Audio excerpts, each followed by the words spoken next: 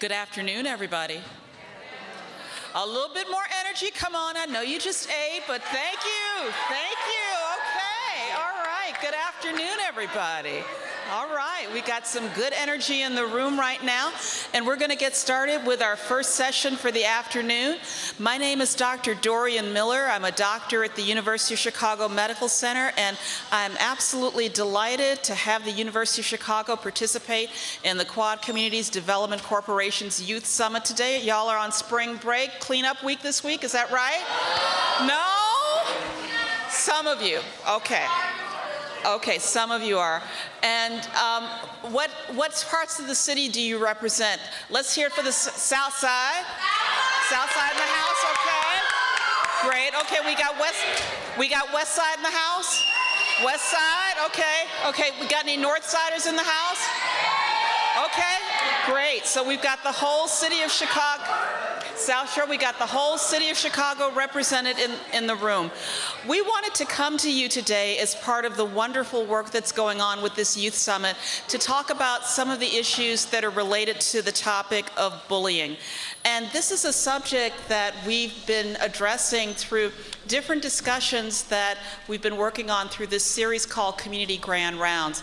I'm a medical doctor, but it's one of the things that as a doctor I'm very concerned about when I see my patients as a doctor in my day-to-day practice. And the reason why is because it can have not just short-term consequences on health, but also long-term consequences on health, and that's something that our speakers are going to talk about. They're also going to talk about the issue of how you work out issues if you get into conflicts or difficulties with people. There have been increasing studies that have shown that people who are bullied have problems with loneliness. They sometimes have problems with performance in school and other issues, but also it's not just for the person who's being bullied or the victim, but the person who's the aggressor or doing the bullying can have issues as well. And so it's something that we wanted to talk about today. Before I go on and to do a brief introduction of our speakers, I just wanted to thank the organizations that have helped to participate and partner with us on this, which is primarily the Quad Communities Development Corporation, and thanking their leadership and staff for inviting us and having us today. But also we have other partners through Local Initiative Support Corporation of Chicago New Communities Program, representing Auburn Gresham, Woodlawn, Washington Park, the Quad Communities, so North Kenwood, Oakland, Douglas, and Grand Boulevard, South Chicago, and Englewood. So they've partnered with us, as well as Kids Off the Block, Chicago Youth Programs that I know is in the house because they are steadfast. So thank you so much for coming today. Appreciate your participation, as well as South Central Community Services. And so with that, I'm going to go ahead and introduce our first speaker, who you may say, well, you know, this is the University of Chicago, and you're going to have a bunch of doctors that are sitting here and talking about maybe things that have to do with health or psychology or those kinds of things. But we want to make sure that this is something that you find of value and that you enjoy and you think that is really applicable to your day-to-day lives. And so it's not going to be just about that, but it's going to be about things that are really happening in the here and now. Everybody have a program? You see these programs with the purple covers in front of you? Okay. Okay, if anybody doesn't have a program, you can just raise your hands and we can make sure that we can distribute them. So a few down here in the front, please. Ms. Deshawn Bray is going to be our first speaker, and she's going to talk about some of the issues around bullying and conflict resolution. And she's the first person that you see in your program here. She's the executive director of Kate's Total Martial Arts and project manager. And if I butcher this, is it the Worry, thank you. Okay, I didn't do too badly. Taekwondo and Hapkido Academy Bullies Busters program. So the question of how and why children are bullied and how you develop a way in which can anybody be ever bully-proof, I think might be an interesting question for some of our discussants today. We're going to let Ms. Bray go ahead and speak, and then after Ms. Bray is making her comments, I'll introduce Dr. Don Elligan. Ms. Bray? Thank you. Hello, everyone. As she said, my name is Deshawn Bray, and I'm the executive director of the Worry program for CASE TMA. I also am the mother of a black belt student, child, that's 11 years old, that's been in martial arts since she was 5 years old. Now we have, I know, right? It's so exciting. we have a bully-proof discipline program.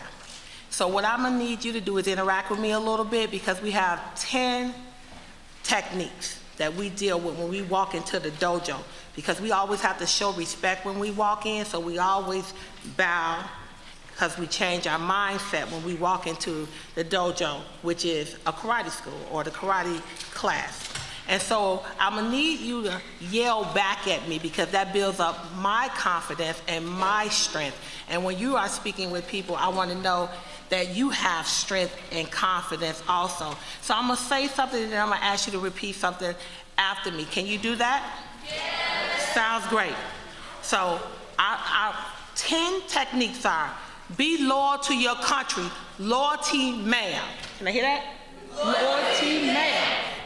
Be obedient to your parents, obedience ma'am. Obedience ma'am. Sounds great. Be loving to your family, loving ma'am. Loving ma'am. Ooh, I hand it over there. Be cooperative with others, cooperative ma'am. Cooperative ma'am. Be faithful to your friends, faithfulness ma'am.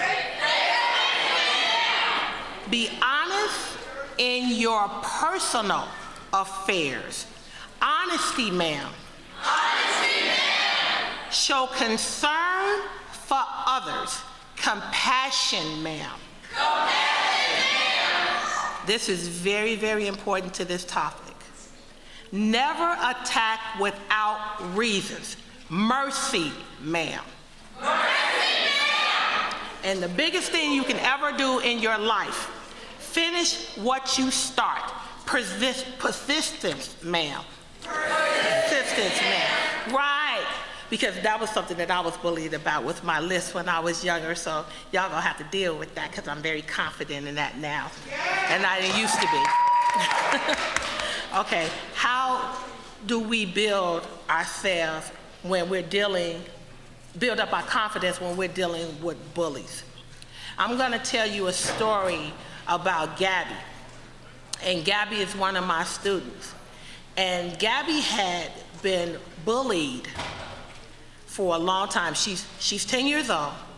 So in her little career, from kindergarten to 4th grade, she was being severely bullied every day. Someone was picking on her about her weight. She has very, very long hair, and she's a heavier girl, and so she was getting it both ways. That's a weave. Y'all know. That ain't your hair, pulling on her hair. You too big, you too fat, you too light, you too dark. Didn't matter. She was getting it everywhere, but she was trying, and then she was smart. You know, she maintained good grades, and she had tried to have a good attitude. But it's very difficult, as you know, to keep that attitude when somebody's coming after you all the time, correct? Okay, so her grandmother came to my program and she said, my Gabby has turned into a bully. Now, after being bullied for so many years, Gabby decided in 5th grade, I'm gonna use my weight and turn it and flip it on people, and I'm gonna bully them. Okay, so she came to my program in July. So her grandmother was thinking, maybe I can change her mindset if I get her into a program before school started, because she was bullying the kids at summer camp.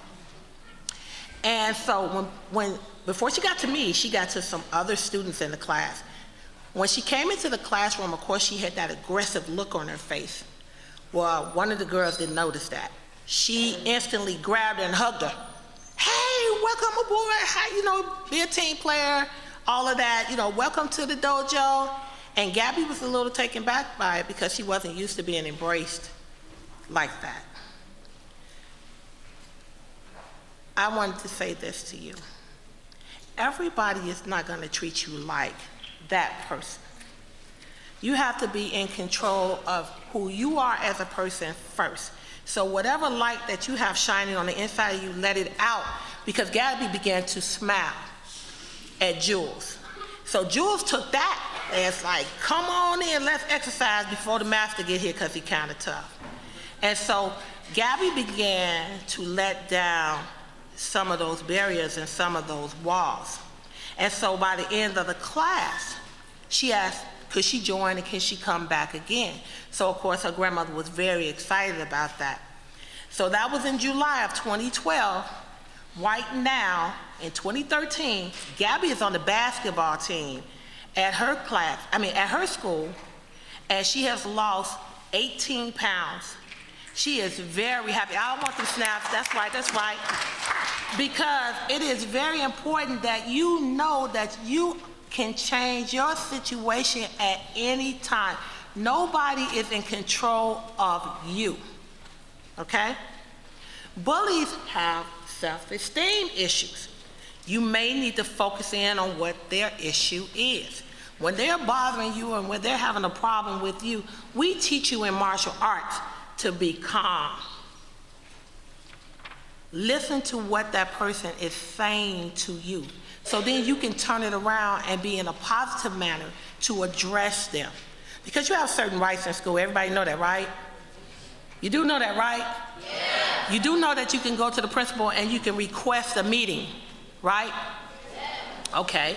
So as a martial arts student, you are taught to not hit first. You can defend yourself, but you can't beat anybody up, because then you become what? A bully. So I'm going to tell you what my 5th grader did just recently. She got hit pretty hard.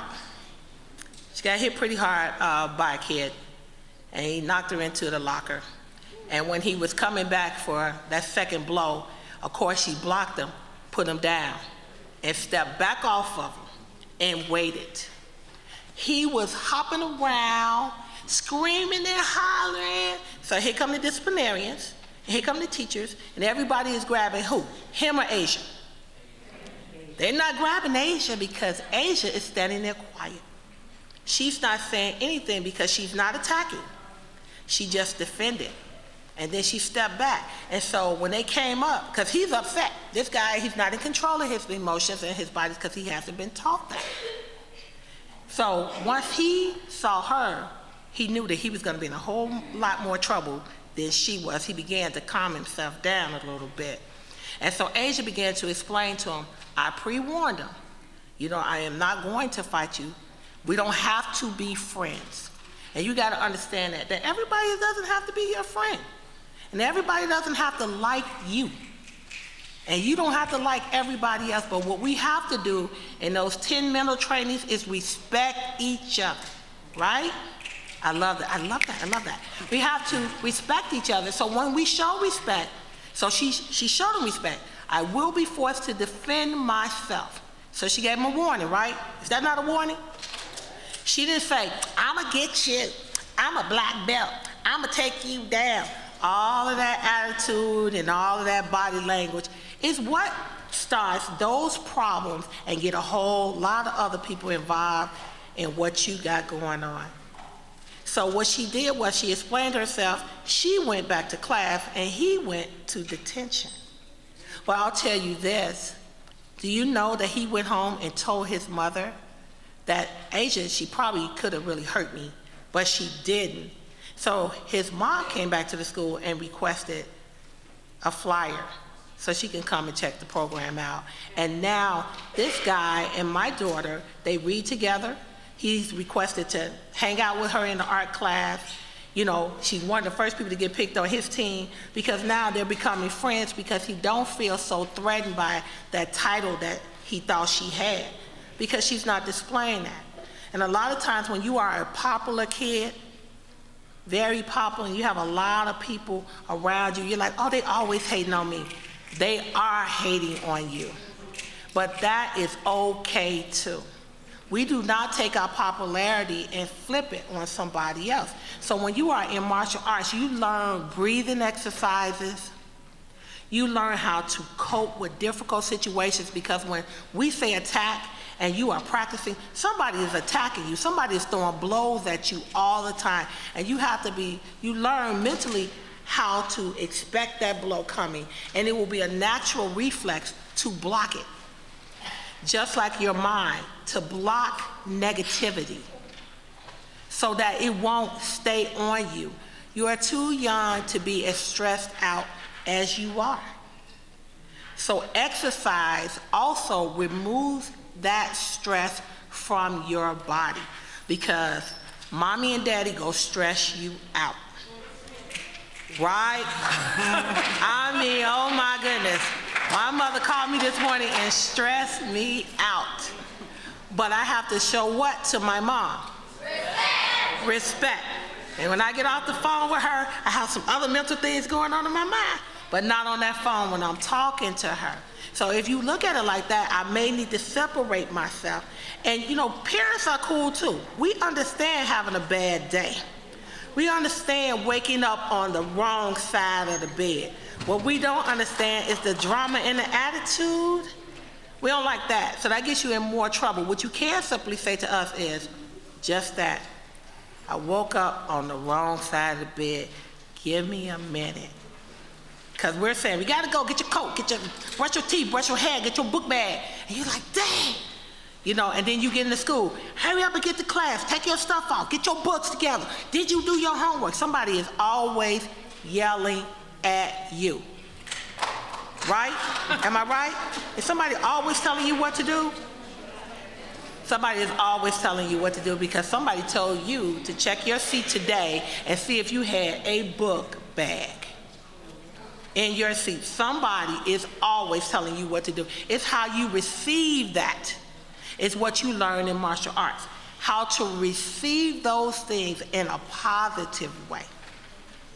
Do you think that that is something that you guys would want to do, is learn more about that art form of martial arts? Can I hear those fingers popping? You know, in our form in Taekwondo, Taekwondo is a lot of form and a lot of breaking. Like you want to put your fist through something. Well, we teach you how to put your fist through something the proper way without hurting yourself, but maybe relieving a little stress and earning something. Because if you break that board the proper way, you might get a medal, you might get a trophy, you get to compete against other schools, which is great. You get to have other friends besides the ones that's in your immediate circle. You get to meet a lot of other people on your level, above your level and below your level.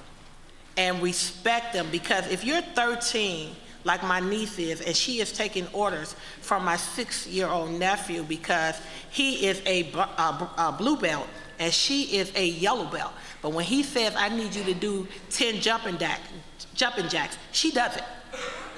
She does it. So it doesn't matter how old you are, it is how you deliver it. So when Curtis walks up to Sharon and he says, I need you to exercise because the master is walking out and I'm the head belt in here, you follow that. And it makes you easier, it makes it easier for you to follow other people coming out of that class and into your other settings, at church, in line, at the grocery store. Don't be grabbing on stuff, don't put your hands on that other person. All of those things that you get in trouble with, you'll start seeing that will subside. I don't know where I'm at with my time. I think you've got about a minute. Okay. But I will say this. It worked for me and my life. I am not a black belt. I study a different form than my daughter does. So my belt will stay white until it actually turns black. So that's how I study.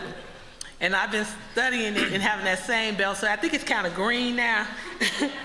But she does learn a different form. She is a lot better than me. But because she has to show respect to mother doesn't have any threats.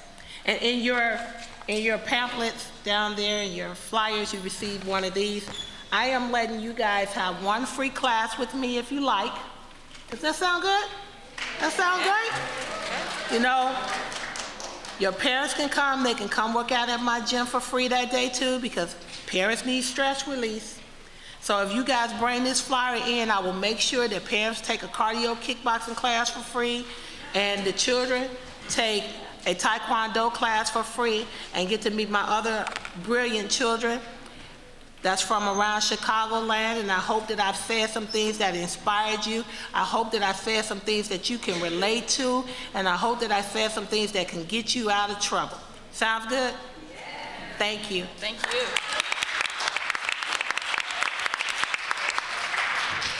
Thank you so much, Ms. Bray. You know, a couple of the comments that Ms. Bray just mentioned, I think really adds into hopefully some of the things that Dr. Elligan will talk about, but one of which is that somebody who was being bullied became the bullier and started bullying other people. And then the other thing is the issue of the discipline of the mind and the body and communication. Dr. Elligan's biography is in your handout. He's a clinical associate at the University of Chicago. He's in the Department of Psychiatry and Neuroscience. I had the opportunity to meet him as a new colleague several months ago. One of the things that's very interesting about his background is that he's published a book on how rap and rap music can be a way to communicate with young people around issues. Has also done work in the area of not just helping adolescents, young people like yourselves, but also helping parents in the way that they interact with one another. And so to have you to go on, Dr. Elligan, and to provide some comments and thoughts. All right. I think I'm just going to stand up. Okay. All right, so how's everybody doing? Good, good, good. So today we're talking about, Dr. Miller brought up bullies, and Ms. Bray brought up the victims of the bullies. So how many bullies do we have in the house? Oh, we got some people that are honest. We got a couple of bullies in the house. All right. And how many victims? How many people do we have in the room that have been victims of a bully? So we got just about as many victims as we do bullies. So what about everybody else in the room? Where do you guys fall? Bystander. That is the key word. What's your name? That said bystander. Jasmine, Jasmine. So how many people in the room are bystanders? Most people should raise their hand. How many people have seen someone get bullied, know of a bully, a friend has been bullied? Okay, all right. So when we talk about bullying, one of the groups that oftentimes gets forgotten are the bystanders. So what role can the bystander play in ending this cycle of bullying? Snitch. Okay, all right. But does everybody like to snitch? No? Why don't you want to snitch?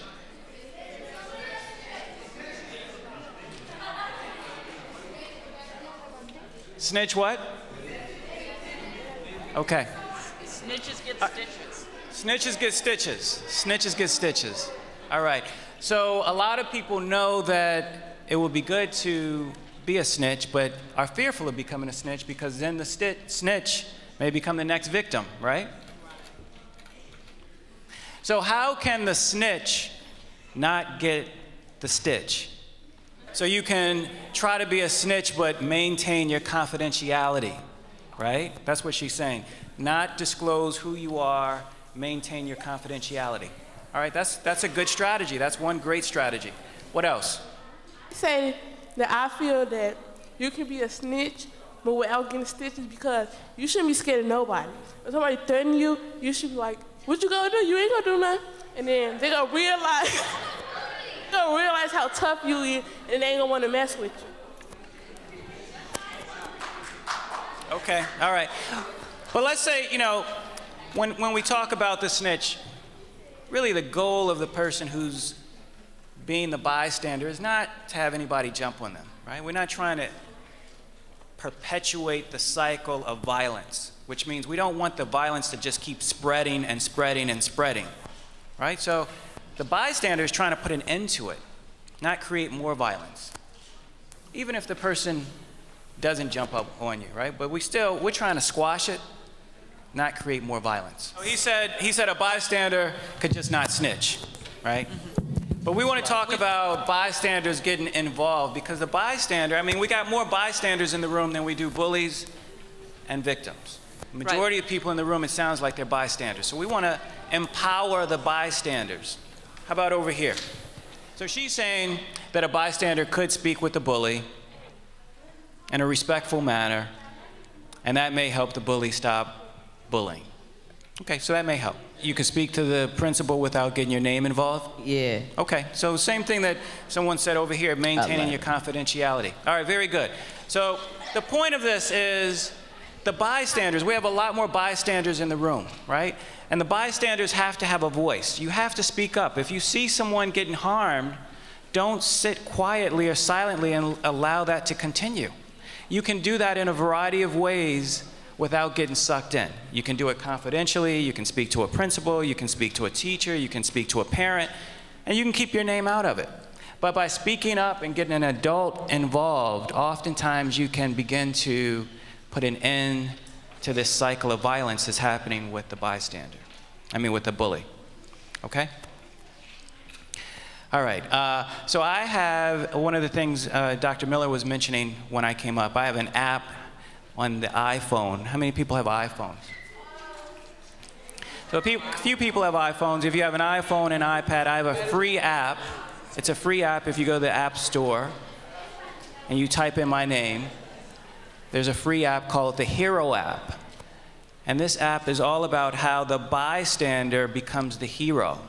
They become the hero by telling somebody of what's happening and maintaining, their confidentiality, not disclosing who they are, just telling somebody so that someone can intervene. Okay, so I encourage all of those people who are bystanders to speak up. Don't just silently sit on the sideline and watch this take place. All right, so I'm going to wrap up. One last question I want to ask is, another big thing that's very popular right now with Facebook and Twitter and all the online stuff is Instagram. Cyberbullies. You know what a cyberbully is? Okay. So would you say at school, is bullying happening more on the playground or more on the computer with cyberbullies? It sounds like it's both. All right? So regardless of if it's happening on the playground, at school, in your neighborhood, or on the computer, the bystander should still speak up.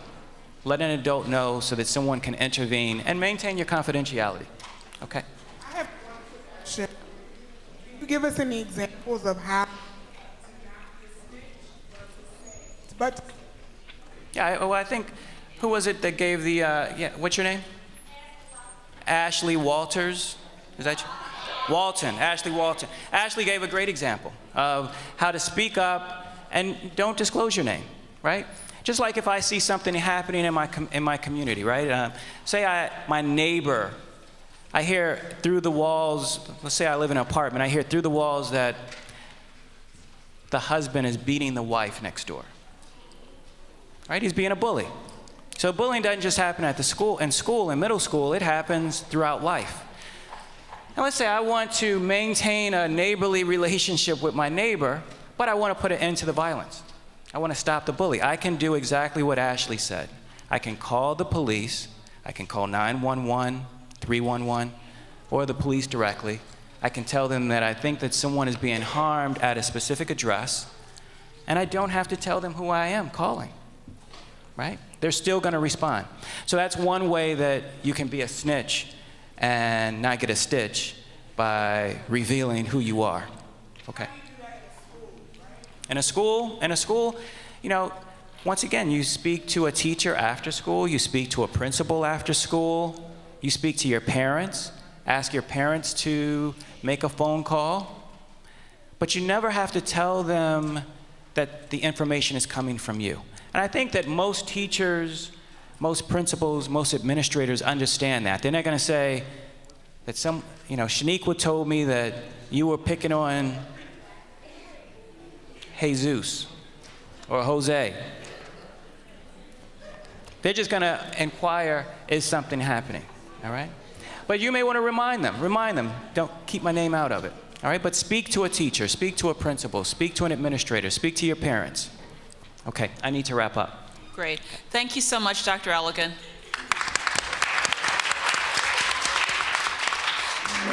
I want to remind you of a couple of things. There should be some cards at the end of each row with some pens, and so if you have questions, and we're going to have some time a little bit later, that you don't have to put your name down. You can write down the question, and I will read the questions out loud. Natalie, go ahead.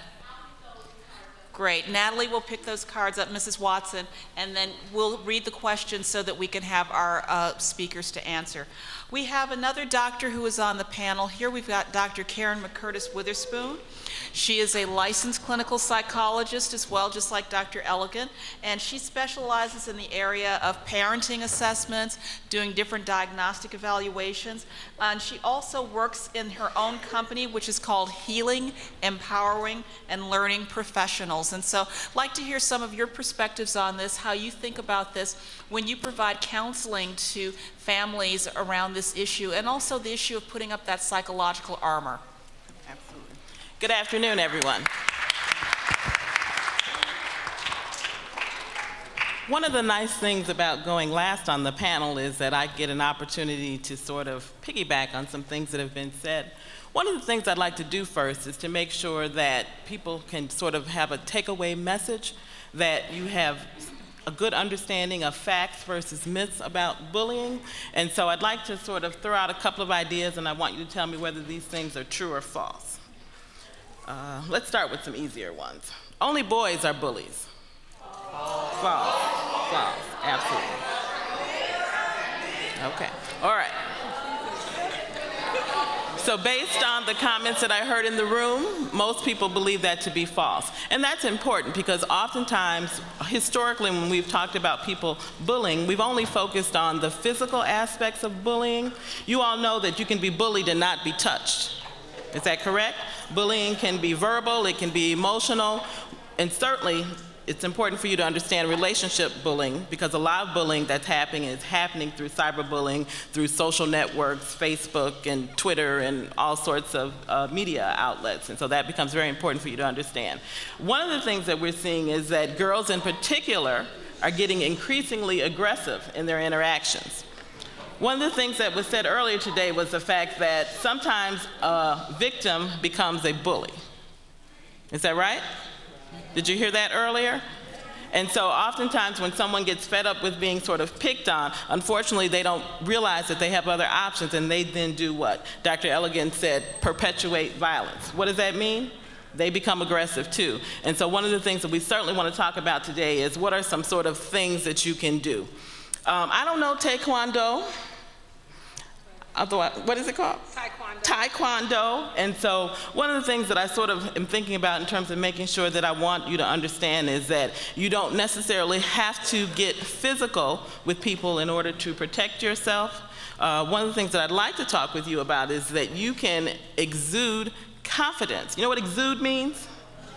Right. You can show confidence so that, and without becoming aggressive, so that you can be assertive.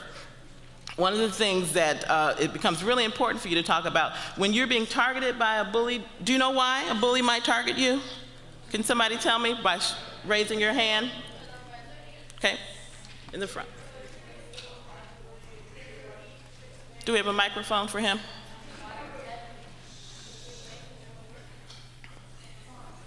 Maybe because they see how good you are doing, then they know that how life is nothing compared to yours. Or your life is actually better than theirs in many different ways. Okay. Can you say that one more time for us?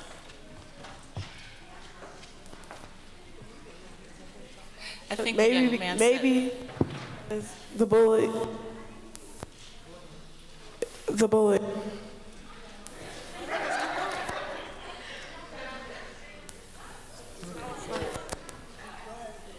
Maybe because the bully realizes that somebody's life is better than theirs, and they want to bring them down like they are feeling. They want somebody to feel that same way. He said maybe the bully looks at someone else's life, thinks their life is better, and so they want to bring that person down to their level. Mm-hmm. Okay, yeah. Okay. So sometimes people bully people because they're trying to make themselves feel better about themselves, and they may pick on somebody who they think doesn't feel very good about themselves. Maybe because someone else is different. It's different. Because someone is different. That's a very important point. Sometimes when people stick out from the crowd for whatever reason, whether we're talking about weight, whether we're talking about hair, whether we're talking about sexual orientation, people who seem to be different than the norm oftentimes are selected to be picked on by bullies. Anyone else? Reasons for targeting? Another reason they would bullies would pick on people is probably because that person has picked on them in the past, and they just won't pay back towards those people. So it's payback is the reason I think why some people will bully others. Absolutely. So right, they've been bullied themselves and now they've become a bully. How the way they act or their appearance. Like how the way they act. Like they might act like how smart they are. Okay. They may be like nerds or something. Oftentimes bullies are trying to become popular. They want to appear tough. All right, and he said something about parents. Oftentimes we learn the behaviors that we show from where? Things that we see at home. Absolutely, in our community. So that aggression can be a learned behavior. So, okay, so we've talked about a couple of different reasons why kids bully. One that I didn't hear is to escape their own problems. Oftentimes people who are being a bully are people who are trying to figure out and deal with sort of what's been happening to them because somebody is bullying them or because of other problems at home. All right, let's throw out another myth and see how much additional information you all know. If you ignore a bully, they will go away. Okay. By show of hands, how many of you think that's true? If you ignore a bully, they will go away. How many of you think that's false, by show of hands? Okay, so the most of you believe that that's false, and the correct answer is that that is false. The truth of the matter is that most bullies are persistent, so that once they realize that they're got to you, because again, remember, bullying is about what? Power and control, right? Bullying is about what?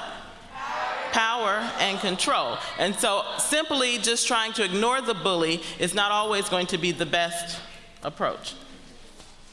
There are 4 things that I'd like to leave with you today to sort of think about as you think about how to deal with bully. And so as we think about sort of stress management, we've talked about some very practical kinds of things to do, like deep breathing and reaching out to an adult and talking to someone. But I'd like to talk to you about specifically some things that you can do that are within your control to deal with the situation if this is in fact what you're going through. The first thing is to not blame yourself. It's not your fault, no matter what anyone says, and that's particularly important, and that's why I took the time to sort of go over the different reasons why a bully might be targeting you. It has nothing to do with you, it has everything to do with the bully wanting to gain power and control. The next issue has to do with getting help. Now, we've talked about this, snitches and getting stitches and that sort of thing. One of the most powerful things that you can learn as a teenager growing up is that you will be faced with challenges and struggles. And so there's this fancy term called resiliency. Anyone heard that term? You heard of that term before, resiliency? That's a fancy word that talks about your ability to be able to bounce back when you're faced with some kind of obstacle. Now, some people like to think that you're born with it and it has to be innate. One of the things that I like to do with working with students is teach them how to sort of tap into that inner source of strength and how you can become more resilient as you're faced with challenges. I heard someone in the audience somewhere around here in the middle, I believe it was the lady with it may have been the lady with the braids or the lady with the scarf who talked about keeping it real. I like to think of myself as a keep it real psychologist because, was that you? Okay, snaps. Because again, we can wish that these things didn't happen to us. We could wish that we were born into a different situation. We could wish that these people weren't targeting on us. But the truth of the matter is we don't have control over what they do. We do have control over how we respond to those situations. And so one of the best ways to confront being bullying is to remember that. Remember that through doing positive self-talk. Can everybody say that for me? Positive self-talk. So this is your takeaway message that I'm going to be leaving with you today. Positive self-talk is something that you can do in response to dealing with being bullied, but it's also something that you can respond to as you face other challenges. And it can help you to become more competent and bounce back much quicker when you're faced with a challenge. All right? And so what is positive self-talk? Anybody have a positive affirmation? You know what that is? Everybody, you heard a positive affirmation? A positive affirmation is when you have a statement that you say to yourself to help you feel good about yourself and to help you deal with the situation. Could you share your positive affirmation? Could someone give her a microphone with the pink headband?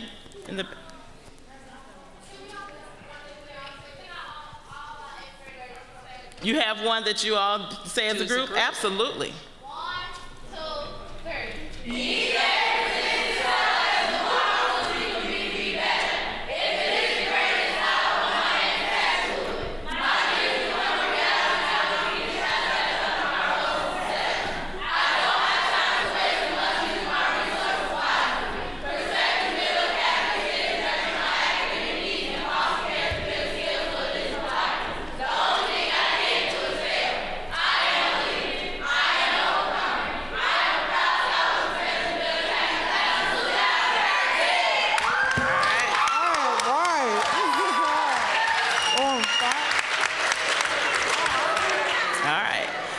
Excellent. That wasn't just a positive self-affirmation. You all got mission and goals. And so within that you shared, there are many things that you can break up in times of a struggle and sort of think about, I am proud of who I am confident, I have control over this situation. And so when you're faced with a situation with a bully, instead of thinking immediately to fight back, so now again, the keeping it real psychologist in me says, protect yourself. So if somebody's, hitting you, you certainly want to block the hits, that sort of thing. But you've got to maintain and control and not become the aggressor. And one of the most important things that you can do to shut a bully down is to stay back, to leave me alone.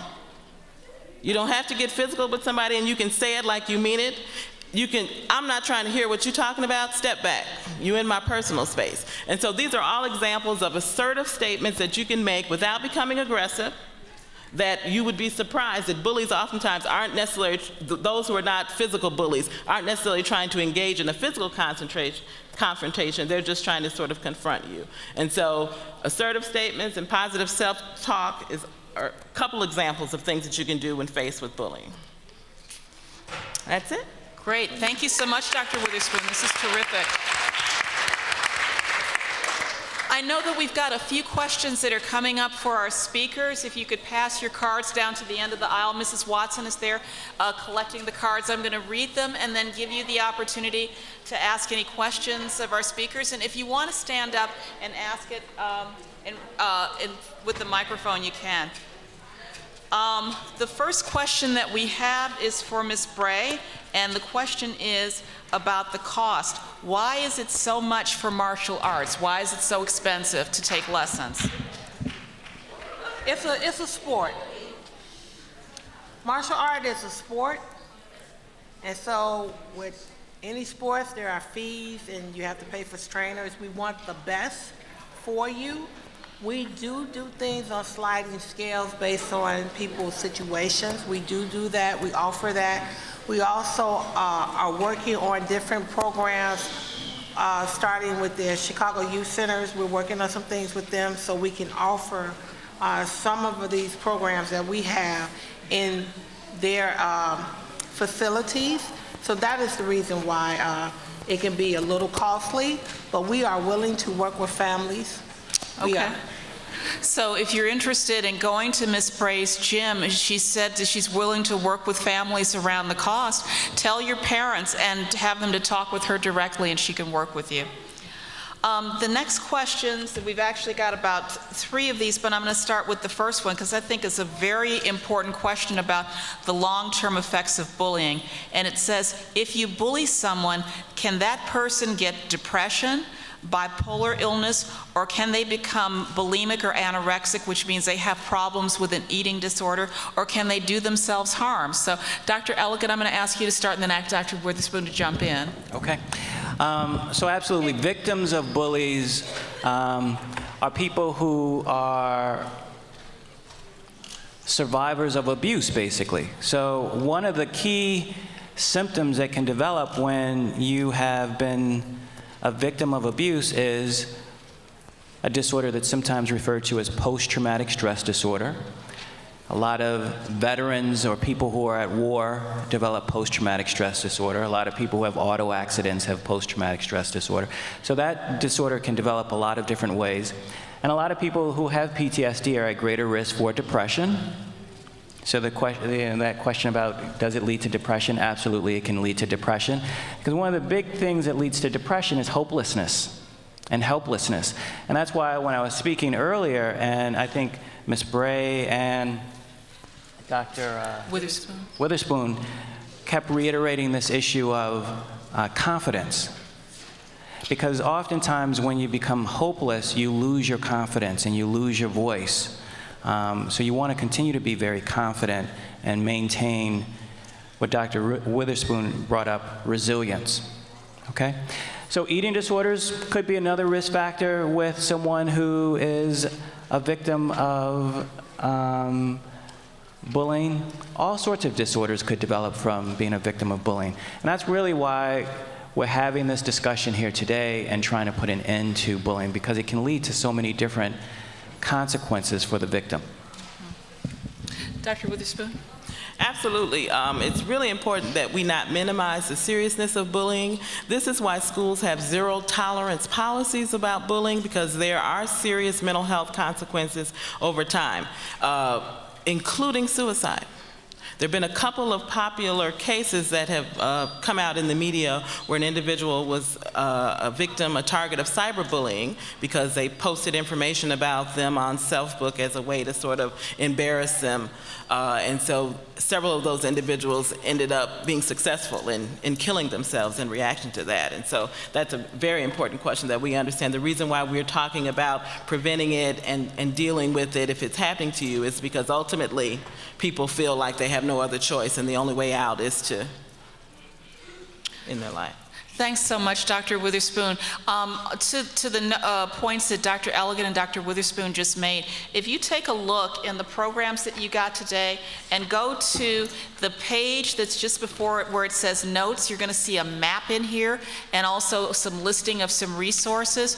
If you have these kinds of concerns about yourself or someone in your family, there are resources that exist within your community in order to help you with that. This is something that's provided through a group that I work with called the Southside Health and Vitality Studies, and although it may not be as relevant to people who don't live on the South Side, you can go onto this website and find out organizations that provide youth services in the Bronzeville community area, along with their listings, their addresses and telephone numbers, and their resources that exist within the community. So I just wanted to provide that information as a potential resource. And some of these organizations are not only in Bronzeville, but they have other groups that are listed in other areas of the city, so just to keep that in mind. I'm going to go to the next question, which is, what is the best thing to do when you see someone getting bullied? So it comes back to that bystander question. Dr. Witherspoon and then Dr. Elegant. We sort of talked about this idea of getting help. Dr. Elegant pointed out that there were more people who are bystanders than there were people who were bullied or victims. And so also tied in with this concept of me talking to you about resiliency, learning how to sort of bounce back, you have got to tap into the trusted adults in your life. And so for many of you, that could be teachers, that could be counselors, parents, other relatives, so that it's very important that you communicate with a trusted adult that this is happening so that someone can, we can prevent harm from someone. Dr. Elegant? And also, like Dr. Witherspoon brought up in her last comment, there's really been an epidemic of people committing suicide as a result of cyberbullying. And you don't want to be a bystander of one of your friends who decides to take their life because you didn't speak up. So it's very important to speak up. And by speaking up, you could be saving someone's life. Okay? Very important to speak up. If you see something, say something, because you could be saving the life of your friend. I have a question for Ms. Bray, and it goes to something that you were saying about discipline and the use of martial arts. The question is, how can you control your attitude when you're getting yelled at? That is very, very difficult to do when somebody is in your face yelling at you. If you can control your breathing, you can control your attitude. If you bring your pulse rate and your heart rate down, and we teach breathing exercises so that you can stay in a calm manner, in a calm zone. That's where your mind goes to when you learn martial arts. You learn how to take yourself into the spiritual realm, to bring yourself down to a peaceful place. So I always say, take a deep breath before you speak, because you can't be yelling while you're breathing in. But, you know, this is not a question that was asked of me, but I do want to make a comment. Each and every one of you can take the initiative to make a bully box. And what that bully box is just like a suggestion box that most offices at your school have. They have, and they put it in their office, and people come in, especially parents come in and give suggestions to the school and to administration, you know, how they want to feel welcome in the school, or the changes in the climate of the school. You can go back to your school and go to your classroom and do a bully box. And you can put in there, I feel that so-and-so is being bullied all the time. Not by me, but I noticed this. And your teacher can pull those things out and take it to the counselor and work with the disciplinarian to address some of those issues. They can walk around and they can take the time out to pay attention to a situation that you haven't been seeing for weeks. So if you guys can commit to doing something like that in your art classes or something like that, putting together a bully box and sitting it on your teacher's desk, you guys run in and out of that classroom all day. Nobody will ever notice that you were putting that message in that box. So can we kind of think about doing something like that, you guys? It's another way that you can keep confidentiality, but Right. bring it to an adult's attention that something's going on. Thanks, Ms. Bray. I've got another question for you, Ms. Bray, and that has to do with your gym. The question is, do you have classes for older teens, because the poster says between ages 5 and 15? Yes, we do. Okay. We do. Actually, martial arts don't end at 15. We have some students that's 62 years old.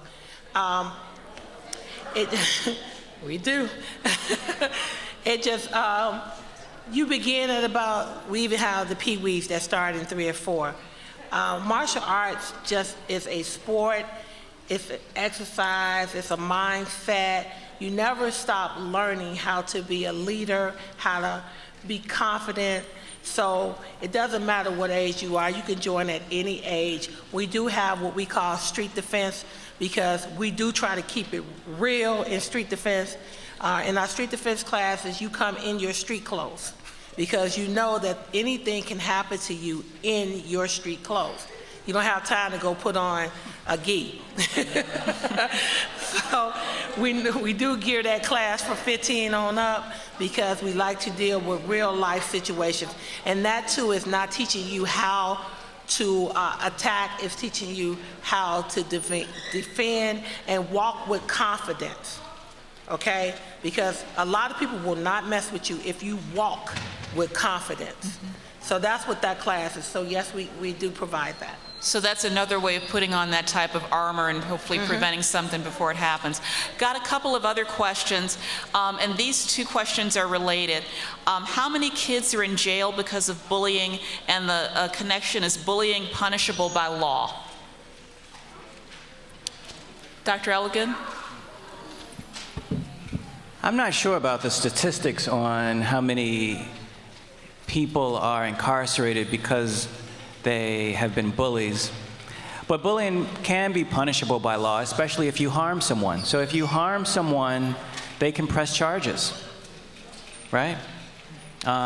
So it's definitely punishable by law to harm someone. And there have even been some cases where people who are the victims of cyberbullying are trying to get a lawyer and prosecute or make the person who they found who are doing the cyberbullying be accountable for their actions. So bullying is punishable. Yeah. So in particular, the crime that you are often committing when you're bullying, so certainly if we're talking about physical aggression, we're talking about battery of some sort. But if we're talking about verbal bullying, it's oftentimes harassment, and so it's important for you to understand that you are breaking the law when you're harassing someone. I wanted to know if I could just take a quick minute to make sure that you all understand how to use deep breathing as a relaxation technique, as a stress management technique.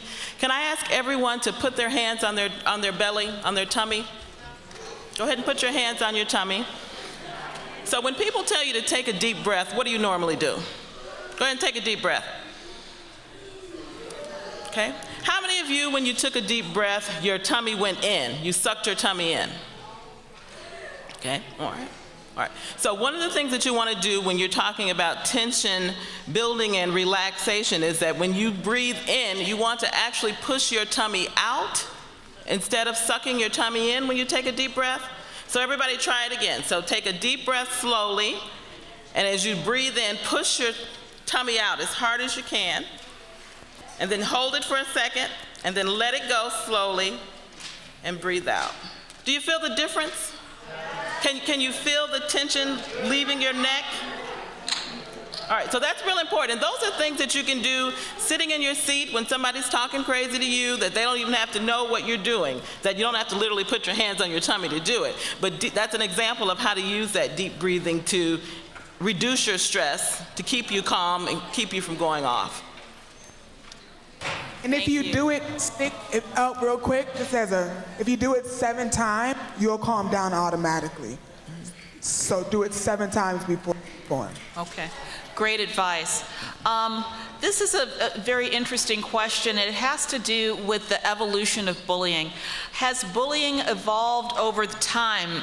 And the person who asked the question says, over the past 50 to 75 years, have we seen changes in the way that bullying has happened? I know that we've got cyberbullying now because we've got the internet and computers, but are there other forms of bullying? You mentioned maybe girls are at least seen more as bullies now, but other things that have happened over time with bullying? Yes. Yes, go ahead. Either of our speakers, Dr. Elligan, you want, or Ms. Bray? Well, I'll chime in on that because I do see children getting involved in group bullying at a younger age. We had a group of 3rd graders that got together and decided that they wanted to run the school, pretty much. And you wouldn't have thought that they would be too threatening, but they actually were. They had a real good intimidating factor because they all lived in the same building. And so they had the power of their parents and, you know, neighbors that they grew up with, and they had them behind them. So they felt as though they could say whatever they wanted to say to the teachers, because teachers get bullied too. Say whatever they wanted to say to the volunteers, parent volunteers, and the teachers. And so what we have to do, love is a learned behavior, just like that bullying is. So you have to look at those type of groups and you have to embrace them and love them. And over the years that has changed. People are not, we were told not to touch children. We are told not to embrace children.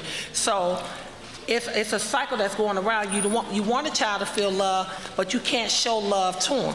So that was different when we were younger because a lot of people showed love to us, and they said it takes a village.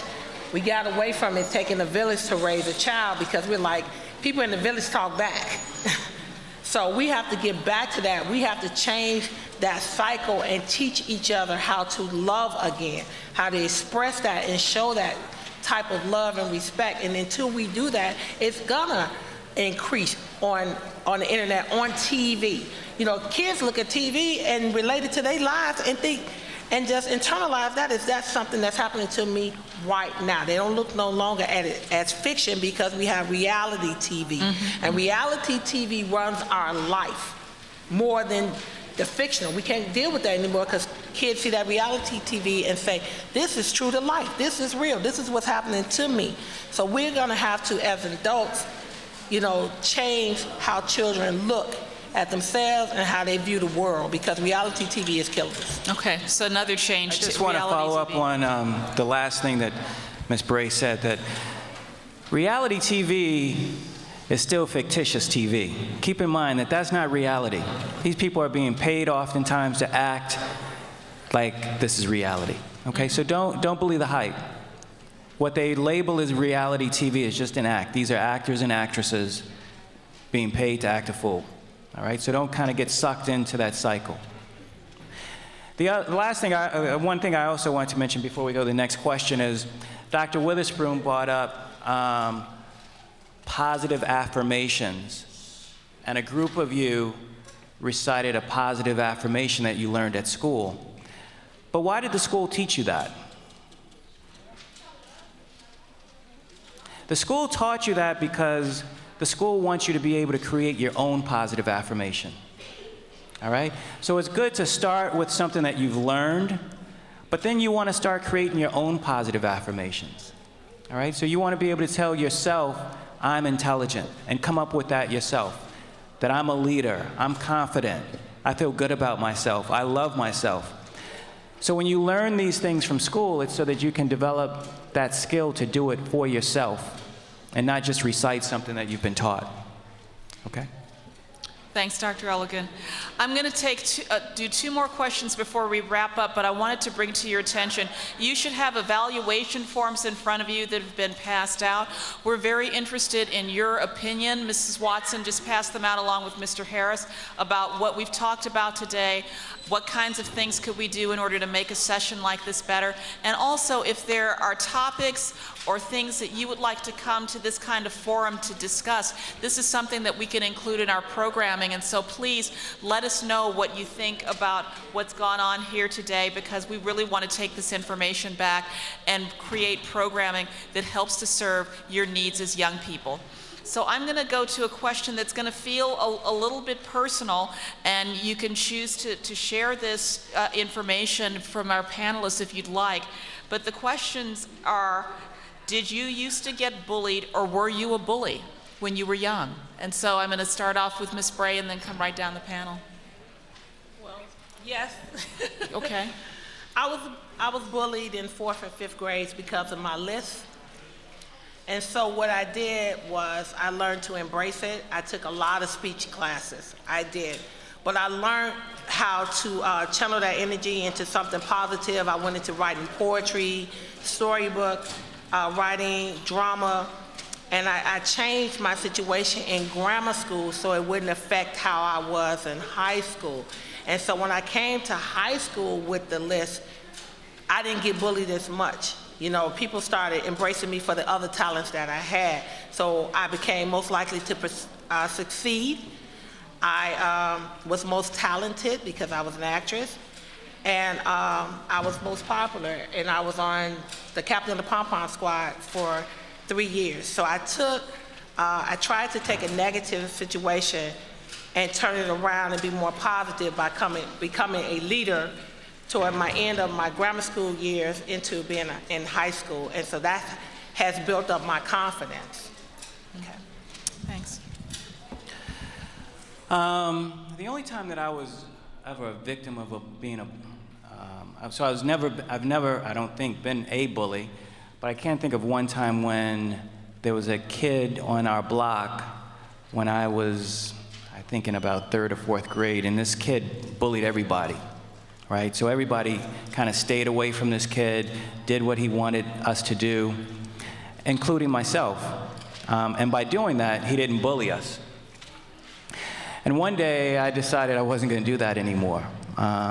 So he asked me to do something kind of small, and I told him I wasn't going to do it. And as Dr. Witherspoon mentioned, just by standing up to him, it kind of sucked the power out of who he was, and he was no longer a bully. It really didn't escalate and become explosive. We didn't get into a fight. It was just kind of taking a stand, like Dr. Witherspoon mentioned before. I didn't indirectly say I didn't directly say to him, I don't want you to bully me anymore. But I did say, I'm not going to do this. The last thing I want to mention is that hopefully you'll stay in school and have lots of success, and along your journey you will come in contact with lots of people who don't necessarily have your best interest at heart. One of the things that some people mentioned is that sometimes I think you mentioned in the front row that bullies sometimes are jealous. So you can become a victim of someone who's bullying you because they're jealous of you or they feel insecure. And they may do that by not supporting you, by talking about you behind your back. And you have to disregard that and use some of these skills that Ms. Bray has brought up so that you don't get distracted by that. Okay, so bullying comes out in many different ways. It's not just fighting, it's not just talking about you, it's not just the internet. It comes out in many different ways where people don't have your best interest at heart and they try to slow you down. Okay, so keep that in mind and stay focused and have resilience.